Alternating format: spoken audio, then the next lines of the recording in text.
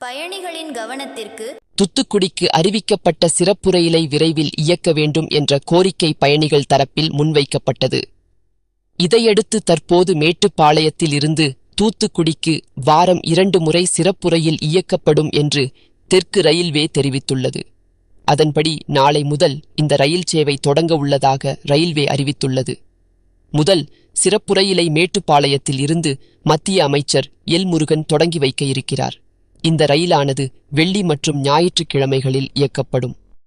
மேட்டுப்பாளையத்தில் இருந்து இரவு 7:35க்கு புறப்படும் இந்த ரயில் கோவை வழியாக அதிகாலை 4:20க்கு தூத்துக்குடி வந்து சேரும். மேட்டுப்பாளையத்தில் இரவு 7:35க்கு புறப்படும் இந்த ரயில் கோவைக்கு 8:20க்கு வந்து சேரும். கோவை ரயில் நிலையத்தில் 5 நிமிடங்கள் நிற்கும்.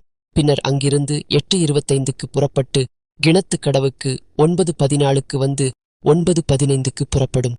பொள்ளாச்சிக்கு 9:30க்கு வரும் ரயில் 5 நிமிடங்கள் நிற்கும்.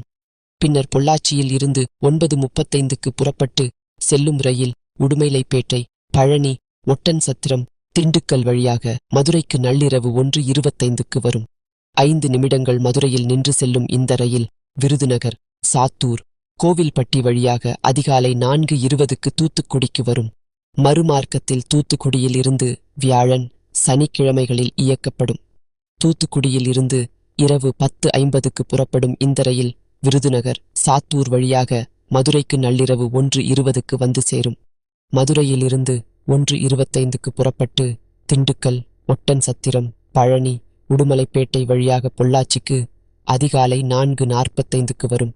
5 நிமிடங்கள் நிற்கும் இந்த ரயில் பொள்ளாச்சியில் இருந்து கிணத்துக்கடவு வழியாக கோவைக்கு காலை 6:30க்கு வரும். 6:35க்கு கோவையிலிருந்து புறப்பட்டு மேட்டுப்பாளையத்திற்கு 7:40க்கு வந்து சேரும்.